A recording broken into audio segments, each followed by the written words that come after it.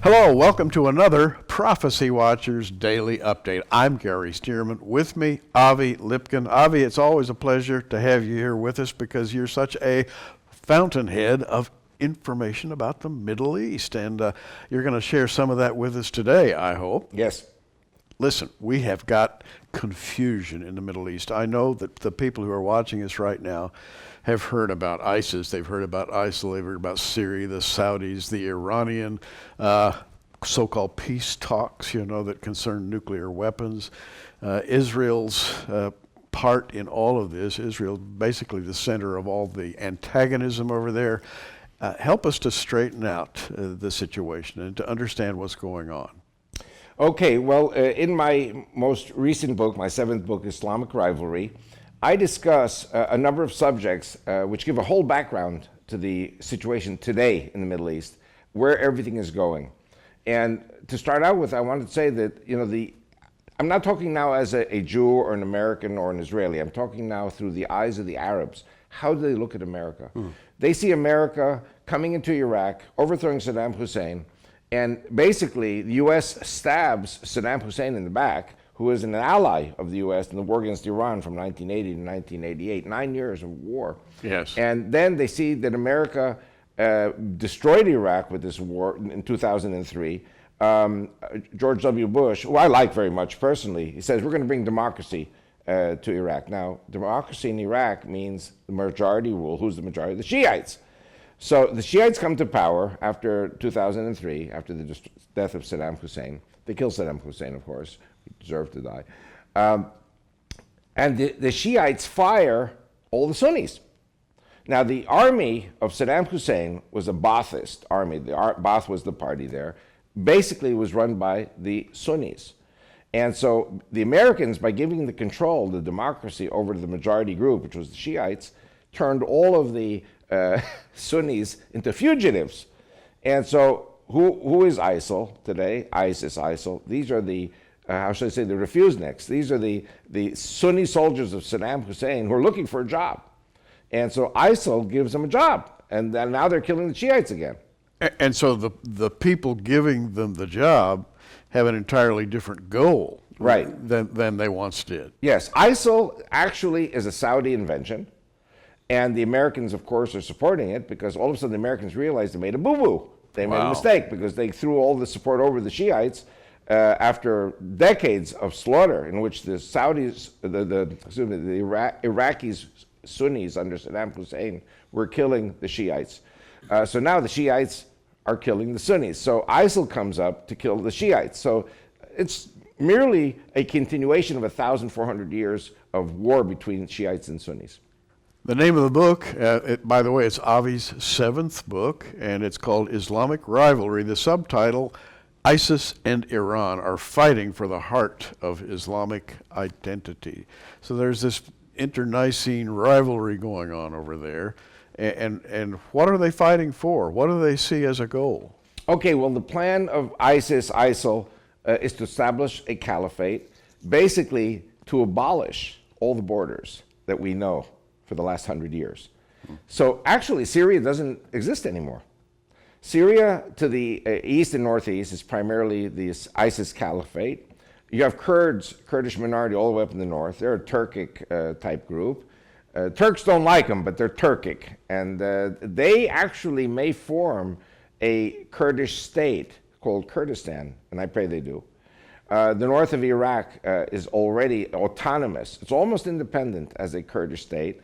But I believe the Kurds of Syria, now that Syria doesn't exist anymore, and Bashar al-Assad's not going to defend them from the ISIS. You say Syria doesn't exist anymore. Now, I'm sure that all the people watching us right now could go to an atlas somewhere, turn to the Middle East, and you would see Syria right there, and you'd see Damascus in Syria. And we all think, well, Damascus is the capital of Syria, and that's just going to continue to be the case forever. And you're saying Syria doesn't exist. Correct. In other words, half of Syria to the east and the northeast is controlled by ISIL. ISIL is now making very big inroads into the south of Syria. They're progressing every day. There is a minority group in Syria called the Druze. We have Druze in Israel also. And there's a mountain called the Mountain of the Druze, Jebel Druze in Arabic, There are 700,000 Jews there, and they're surrounded by ISIL. Wow. And they're going to kill everybody. So an interesting subject is now that the Druze of Syria are demanding that Israel come in to help them, maybe even expand its borders. In other words, so two factions of Islam are fighting each other, and one faction is asking Israel for help. The Druze are an offshoot of Shiite Islam, and they were allied with Shiite Islam of Bashar al-Assad, but Bashar al-Assad is losing the war, and he's going to lose Damascus, so he's going to withdraw probably very soon to Latakia, which is the northwest of Syria, leaving the Druze undefended. So the Druze who have relations, relatives in Golan Heights and in Israel, they're going to want to all unite probably under the Israeli flag because nobody's going to defend them. I have two questions. Everybody who has studied Bible prophecy has read about the ultimate destruction of Damascus, Isaiah 17. And we read about Jordan. Sometimes we read about Jordan in the newspapers, King Abdullah II. We think of him sort of as a friend of Israel, but what's going to happen to A, to Damascus, and B, to Jordan in all of this? Okay, well, Jordan is a neighbor of Israel. King Abdullah of Jordan, who's the son of King Hussein, who most of the older people remember, they're descended from the Prophet Muhammad. And so they have a special responsibility to Islam to show that they're loyal to Islam. But the truth of the matter is that Jordan and Israel are really kind of allies. Jordan and Israel have good relations. There are economic relations, there are tourism relations. And an interesting point is today that Egypt and Jordan, which both have diplomatic relations with Israel, have become allies of Israel in the fight against ISIL and ISIS. But Jordan is in grave danger from ISIL. And ISIL has very clear plans to overthrow the king and his family and turn Jordan into part of the caliphate. Will that happen? Very probably. Wow. So that's big news. Yeah. I mean, people in America hardly think about things like this at all. That would be a sea change in the politics of the Middle East. Yes, and I would venture further, and I cover this in my new book, Islamic Rivalry, that Saudi is also in their crosshairs sites. In other words, Saudi Arabia is being attacked right now by the Houthis, who are Shiites from Yemen. They're being attacked from the east by different minority Shiite groups that are fighting for equal rights and basically overthrowing the Sunni regime, just like in Iraq. And the ISIS people, who are Sunnis, who were rejected by the Shiites in Iraq, are ready to enter Saudi Arabia as if to defend Saudi Arabia from the Shiites. But when they come in, they'll kill the king of Saudi Arabia and his family too. Same with the king of Jordan. So I would not be surprised if we see King of Jordan and King of Saudi Arabia fleeing for their lives with as much families as can get out. But ISIS will probably take over Saudi Arabia, will take over Jordan, and this will have implications for Israel because they'll have the black flags of ISIS along the Jordan River. That's crazy. Now, you have mentioned to me off camera that there are nuclear weapons in the Saudi Peninsula. Right. And we don't talk about that very much. Right. We know that there are nuclear weapons, in Pakistan, and there are the nuclear talks with Iran. We know Israel has nuclear weapons, but we don't think of Saudi nuclear weapons very often. Could some real chaos ensue if there's a power change over there? And would we have loose nuclear weapons in the region? Undoubtedly.